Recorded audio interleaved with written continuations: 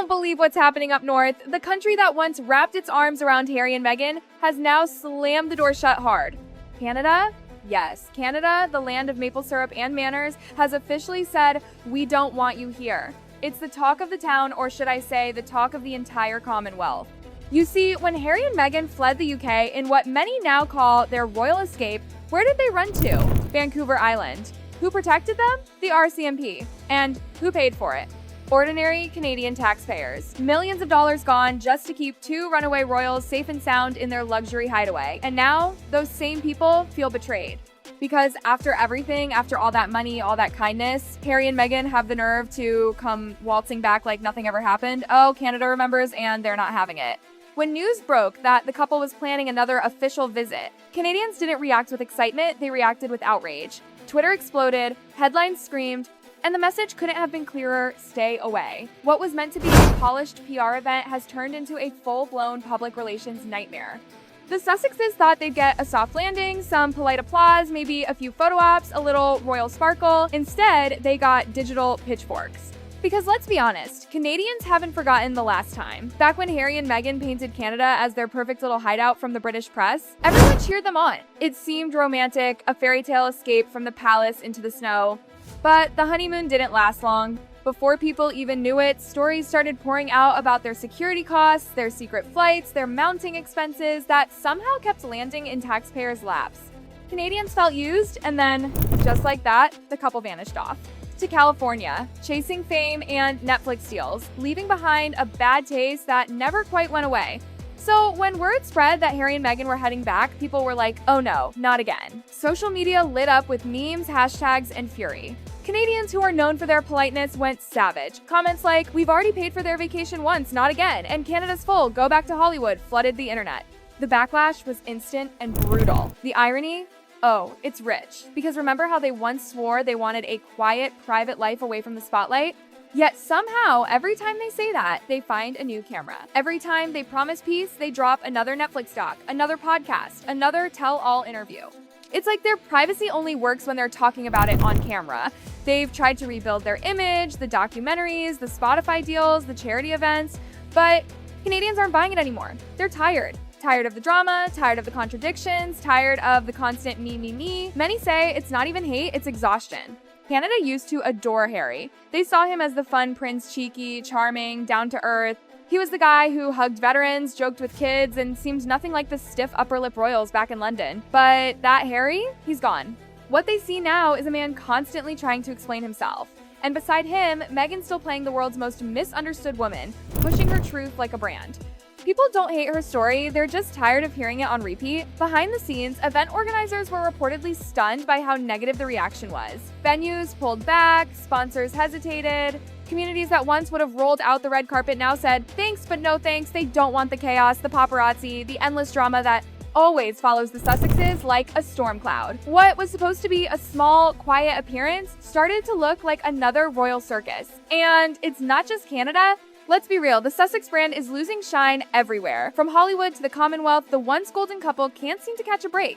Wherever they go, controversy follows like an unwanted shadow. Failed deals, awkward interviews, canceled projects, it's all piling up. Even in places where they were once adored, the energy has changed. Meghan's every appearance feels calculated. Her speeches sound like rehearsed PR statements instead of heartfelt moments. Her projects, from lifestyle brands to female empowerment podcasts, seem less about impact and more about optics. And poor Harry caught in between it all. No longer the fun-loving royal, but not really the bold rebel he once dreamed of being either. He's just there, stuck in this weird limbo between resentment and regret. But what really stings? Canadians once loved them. Truly. When they first arrived, there was excitement, even pride. After all, Canada was part of the Commonwealth. There was a symbolic connection. But after Megxit, after the endless interviews, the Oprah drama, the Netflix tears, the sympathy turned to side-eye. Now, when people hear Harry and Meghan, they don't think of courage or modern change. They think of entitlement wrapped in self-pity. Even Canadian media, which usually plays nice, has turned sharp. Some outlets are openly asking, why do they keep coming back to countries they rejected?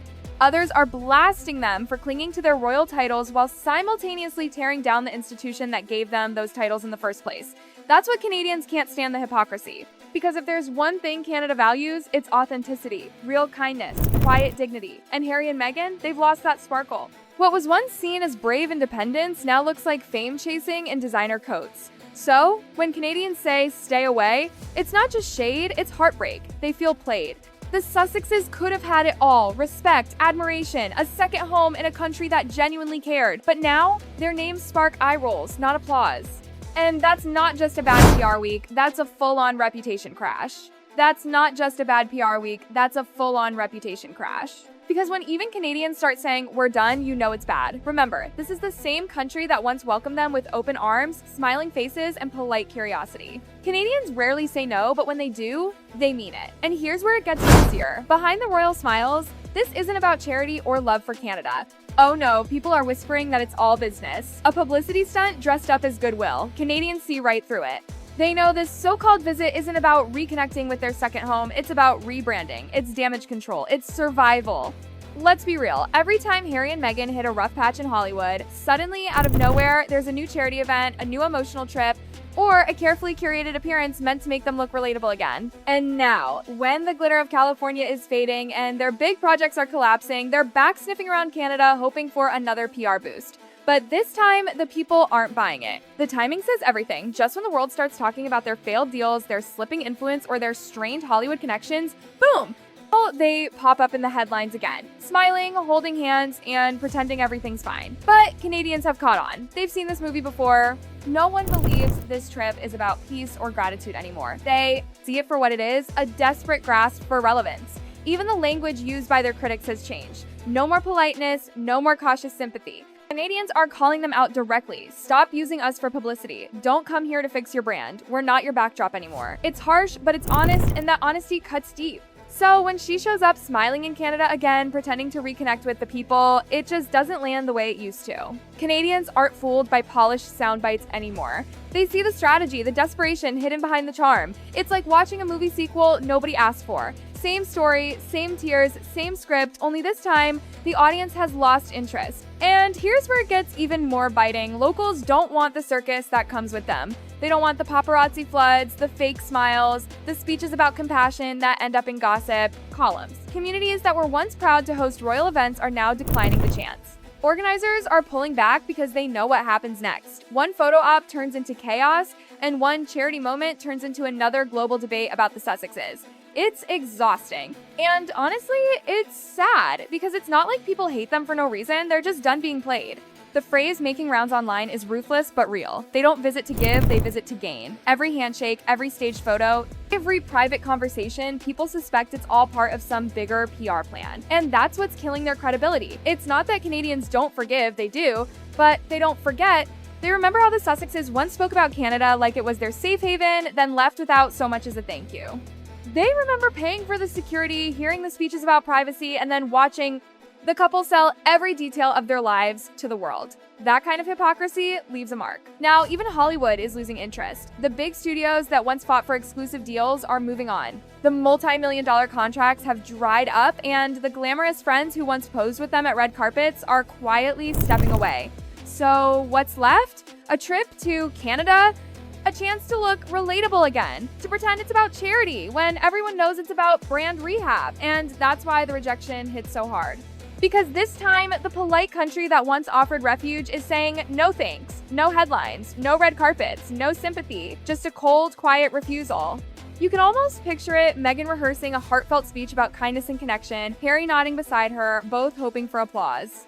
But instead, the cameras catch empty chairs, skeptical faces, and headlines that say, "stay away." That's when it hits the realization that maybe the world has moved on. Canada's rejection isn't just about one trip, it's symbolic. It's the moment the world collectively shrugs and says, we've heard enough. They've become the story everyone's tired of hearing. Once hailed as the brave couple who stood up to the monarchy, now seen as the duo who can't stop cashing in on that same story. It's not courage anymore, it's overexposure. The sad truth, they could have had it all. If they just stayed quiet, humble, and true to their word, people would have respected them forever. They could have rebuilt their image with grace, used their platform for real change, and earned admiration instead of mockery. But instead, they turned their royal exit into a business. Every heartbreak became content. Every feud became a talking point. Every silence became a setup for another truth-telling interview. Now, that brand is collapsing and fast. Canada's rejection is just another sign that the world's patience has run out. And maybe the most painful part, even Harry's once golden reputation can't save them anymore. Canadians adored him once the young soldier, the compassionate prince.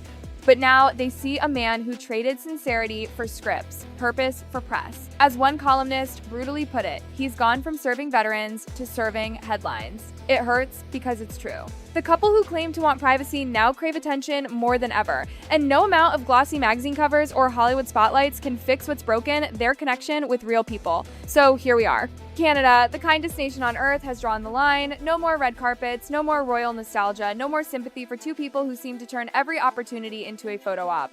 The message is simple and final. We don't want you here. It's not hatred, it's clarity. Canadians aren't cruel. They're just done being used as props in a never-ending PR story. The applause has faded, the headlines have cooled, the world has turned the page. And when even Canada, the country that once sheltered them, says no, it's not just rejection.